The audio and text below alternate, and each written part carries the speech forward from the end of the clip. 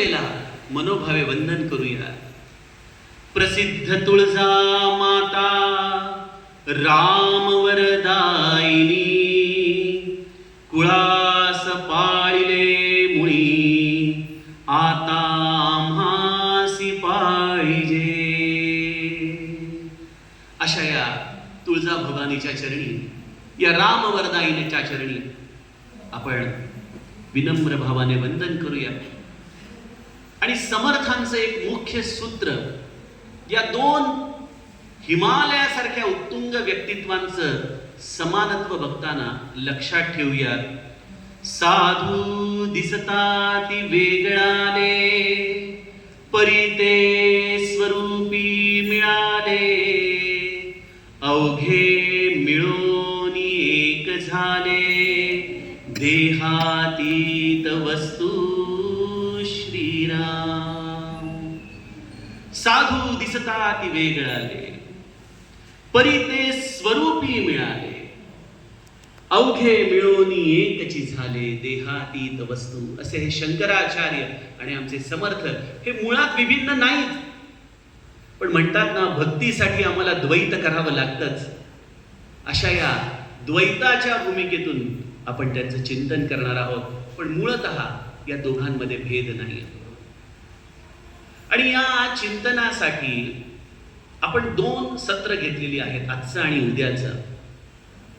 तर यासाठी मी 2 प्रवाह या दोन्हीही गोष्टींना न्याय देण्यासाठी केलेले आहेत. आजच्या प्रवाहामध्ये आपण समर्थ आणि आद्य शंकराचार्यांचं जीवनचरित्रातलं साधर्म्य बघणार आहोत. आणि उद्याच्या चरित्र मालिकेच्या चिंतनानंतर उद्याच्या सत्रामध्ये आपण त्यांच्या वाङ्मय विचारातलं साधर्म्य बघणार आहोत. वाङ्मय विचारातलं साधर्म्य आणि त्यांच्या जीवन चरित्रातलं साधर्म्य. खरं तर हे अथांग चरित्र मी तुम्हाला म्हटल्याप्रमाणे आहे. सागराच्या कुशीमध्ये किती माणिक मोती आहेत हे आम्हाला बाहेरून कळणं शक्य नाही. परंतु जरी आपण तसे समुद्र किनाऱ्यावर गेल्यानंतर काही शंख शिंपले वेचून आपल्या बरोबर आणतो, तसा मी विचार केला की जो काही आपल्याला उपलब्ध वेळ आहे आणि नवरात्र चालू आहे, तर यांच्या जीवनचरित्रातले 9 प्रसंग आणि यांच्या वाङ्मयामधले 9 साधर्म्याचे प्रसंग, असे या नवरात्रीमध्ये आपण ही नवरात्र चिंतनाच्या आधाराने साजरी करूयात. बघा, हे चिंतन करूयात आणि या चिंतनाच्या आधाराने आपण या दोन्हीही अत्यंत महान पुरुषांना मनोभावे वंदन करूयात. त्यांच्या कृपा शक्तीनेच आपण हे साधर्म्य जाणण्याचा प्रयत्न करूयात. सज्जनो, जसं आमच्या दादानी पेपर थोडासा फोडला आणि तो गरजेचा देखील होता, जेणेकरून लोकांना देखील थोडीशी विचाराची दिशा मिळते की नेमकं बाबा हे काय सांगणार आहेत. कारण मुळात माझा स्वभाव असा की मला जड बोलता येत नाही. तुम्हाला जड पचवायची कदाचित ताकद असेल, पण मी जड बोलू शकत नाही. कारण आमच्या ब्रह्मचैतन्याचं सगळं सांगणंच मुळी अगदी साधं सरळ सोपं.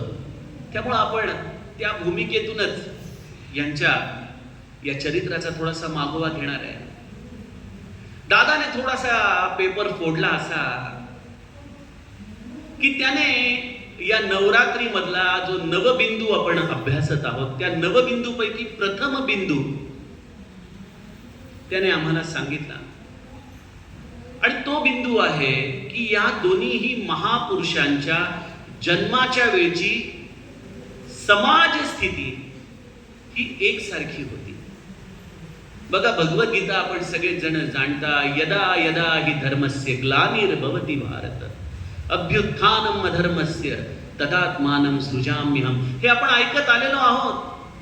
आमचे गोस्वामी तुलसीदास म्हणतात, जब जब होई धर्म कै हानी बाढही असुर अधम अभिमानी. जेव्हा जेव्हा धर्माची हानी होते, जेव्हा जेव्हा अधम अभिमानी लोक, असुर लोक या जगामध्ये येतात, तेव्हा तेव्हा भगवंत पुन्हा पुन्हा कुठल्या ना कुठल्या तरी रूपामध्ये येतो. बघा, म्हणून आपण आद्य शंकराचार्यांचा जो श्लोक म्हटला, सूत्रभाष्य कृतो वंदे भगवंतो पुनः पुनः, तो पुन्हा पुन्हा येत राहतो. आद्य शंकराचार्यांच्या वेळेला आणि समर्थांच्या वेळेला धर्माला ग्लानी आली होती, ही त्यांच्या चरित्रामधला समान बिंदू आहे. काय झालं होतं आद्य शंकराचार्यांच्या वेळेला? मुळात आद्य शंकराचार्यांचा जन्म कधी झाला, इथूनच प्रश्न निर्माण होता.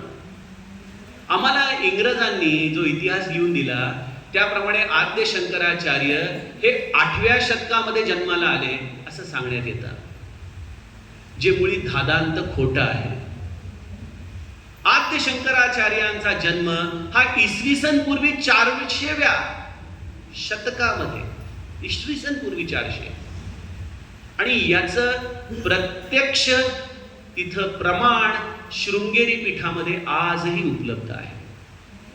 पण आमच्यावरती या अशा पद्धतीने हे गोष्टी लादल्या जातात, कारण ज्या धर्माचं त्यावेळेला प्राबल्य होतं शंकराचार्यांच्या, तो धर्म होता बौद्ध धर्म. बौद्ध धर्मामुळं या भारतामध्ये प्रचंड प्रमाणामध्ये धर्मांतरण सुरू झालं होतं. बौद्ध धर्माला त्यावेळेला राजाश्रय मिळाला होता.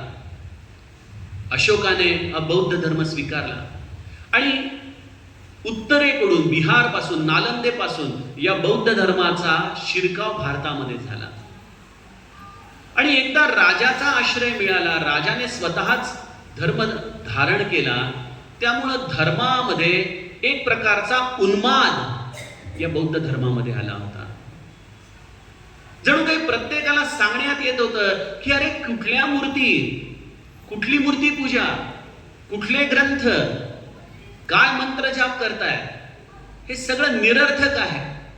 बौद्ध धर्म हा शून्यवादावर आधारित आहे. ते आत्म्याचं देखील अधिष्ठान मानत नाहीत, ते निरीश्वरवादी आहेत. आणि अशा निरीश्वरवादींनी आपल्या हिंदू धर्मामधल्या लोकांची मती फिरवायला सुरुवात केली. आणि बघा, आजच्या काळामध्ये देखील जर एखादं सरकारी पत्र आपल्याकडे आलं सही शिक्क्यानी, की आपण मंडळी घाबरून जातो, होय की नाही? त्यावेळेला देखील जेव्हा राजानेच तो धर्म धारण केलाय आणि हे राजाचे पार्षद आपल्या दारामध्ये येऊन आपल्याला हिंदू धर्माची नालस्ती सांगतायत, हिंदू धर्माच्या विषयी अद्वा बोलतायत, सगुण भक्तीच्या विषयी काहीही आपली मतमतांतर सांगतायत, अशा वेळेला आपल्या लोकांचं देखील मती ही फिरून जायची. कारण आपण सर्वसामान्य लोक होतो. अनेकांनी असमंजसपणामुळं बौद्ध धर्माचा स्वीकार केला, अनेकांनी बळजबरीने केला.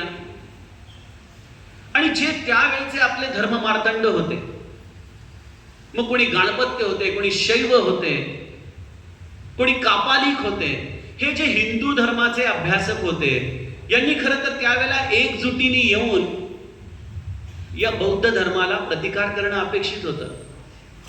पण हे आपलं हिंदू धर्माचं दुर्दैव आहे की जेव्हा जेव्हा परतंत्राचं आक्रमण आमच्यावरती झालंय, तेव्हा तेव्हा आम्ही नेहमीच विघटित झालेलो आहे. नेहमीच.